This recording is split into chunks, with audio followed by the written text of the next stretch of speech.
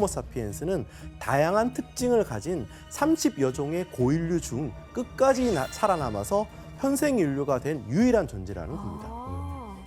그럼 왜 하필 호모사피엔스가 살아남은 건가요? 거기에는 여러 가지 가설이 존재합니다. 그중 가장 유력한 가설은 누적적 문화를 이용하는 능력이 다른 고인류 종보다 뛰어났다는 것입니다.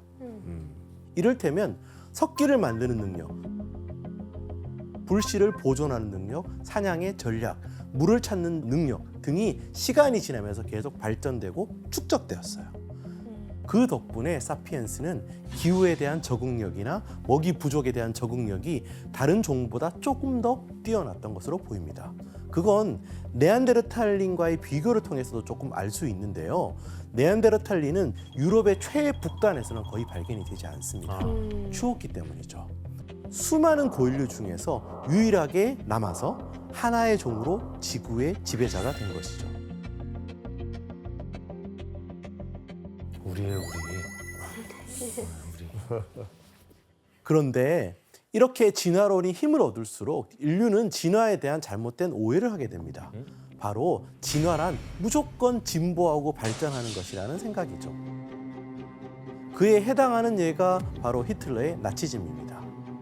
인류 중 가장 우수하게 진화된 백인이 전 세계를 정복하고 나머지 열등한 민족들을 다스려야 한다는 인종차별주의에 철저히 진화론이 오용된 것이죠. 이를 근거로 유대인과 집시의 대학살까지 이어졌습니다.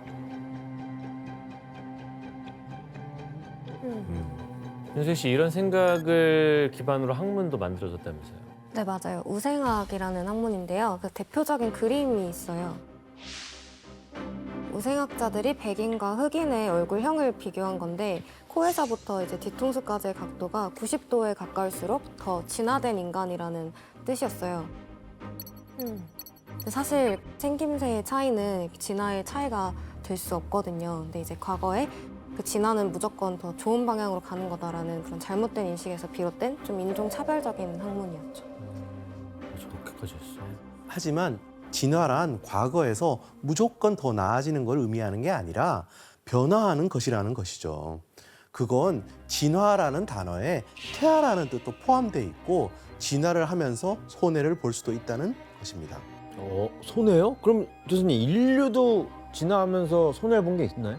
네, 맞습니다. 뭐가 있지? 예를 들어서 4발 걷기에서 2발 걷기로 바뀐 게 무조건 좋은 건 아닙니다. 여러 가지 어떤 그 손해를 봐야 되는 거죠. 디스크나 뭐 이런 거. 맞습니다. 맞습니다. 그리고 여러 가지 병에 취약하게 돼. 어떤 병이 있을까요? 아까 말씀하신 디스크도 있고 또 그리고 윗공기가 안 좋아요. 관련이 있어요. 내장기관. 과학 관련이 있어요. 선생님은 질문엔 정답을 잘 말씀해 주시면서 이런 건 말씀을 안 해주시네요. 선생님! 네. 먼저 심장병의 위험이 높아졌습니다.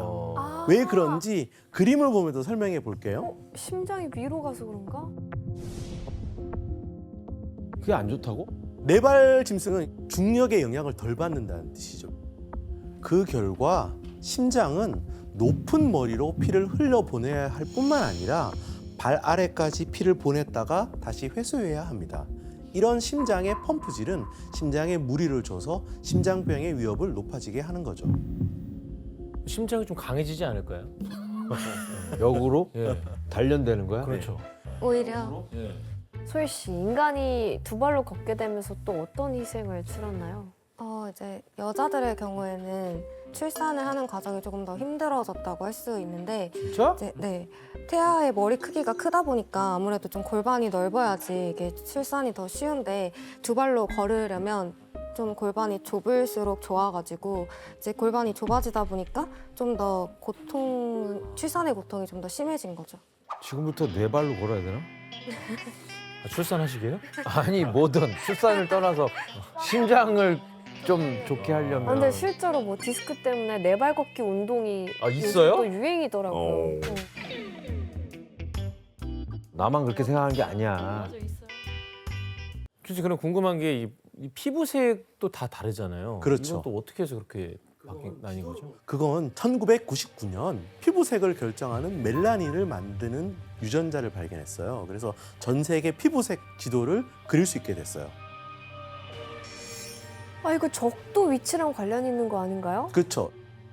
햇볕이 충분히 내리쬐는 적도 부근 지역은 멜라닌 농도가 풍부하고 자외선이 부족한 온대 지역으로 갈수록 멜라닌 농도가 옅어진다는 사실을 알 수 있습니다. 그래서 이것은 피부색과 자외선이 상관관계가 있다는 걸 보여줍니다.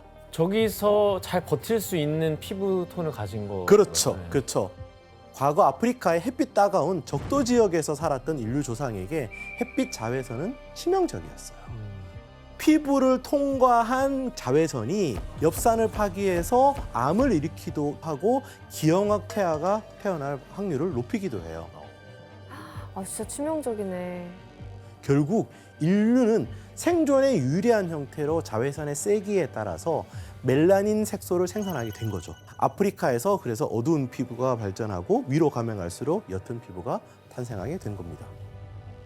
피터 씨, 윤소희 씨, 멜라닌 색소가 인간에게 얼마나 중요한 거죠? 네, 멜라닌 색소가 없어지면 그 질병 심각한 거 되기도 해요. 인류 진화는 끝이 난 걸까요?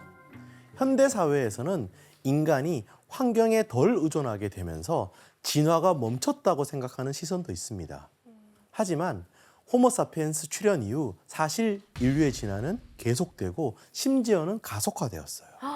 그럼 인류의 미래엔 어떤 모습으로 진화하게 될까요? 여러분은 뭐가 더 없어지나? 퇴화되는 거 아니에요? 그럴 수도 있죠. 이제 계속 앉아 계시면 다리 근육이 퇴화. 아니야, 나 오늘부터 네 발로 걸을 거라니까요. 무슨 소리 하시는 거예요? 아, 참. 오늘부터 네 발로 다니세요. 네. AI가 그린 미래 인류의 모습이 있습니다. 함께 볼까요? 이제 뇌 안 쓰는 거 아니야? 뇌만 있겠지. 뇌만 있는 거 아니야? 몇만 있을 거. 어? 아, 어떻게? 아, 우리 거북목. 아, 안 돼, 안 돼. 아, 어떻게? 펴줘야 돼요. 손은 왜 이러고 있는 거예요? 핸드폰만 휴대폰? 그렇죠. 아, 휴대폰. 엄지 손가락은 글자를 잘 칠 수 있도록 발톱처럼 바뀌고 목은 두꺼워지고 등은 혹등고래처럼 튀어나오게 된다는 거예요. 왜? 아유, 안 돼. IT에 의존하고 있는 인류가 이대로라면 800에서 한 900년 후쯤에는 이런 오싹한 모습으로 상상해 본 거죠, 사실. 아니, 일리 근데- 있어 보여요? 근데 아까 그 우리가 배웠던 그쪽으로 다시 돌아가고 있는데요? 이러다가 이렇게 되겠는데? 어? 나중에는 사족 보행을 하게 되는 거죠. 사족 보행하게 되겠는데. 그러네. 물론 이 그림은 상상에 불과하지만 컴퓨터의 과다한 사용은 인간에게 새로운 진화 압력을 주고 있는 건 확실합니다. 그치. 아니야, 맞아. 모든 상상이 지금 다 현실됐었어. 난 저렇게 된다고 봐.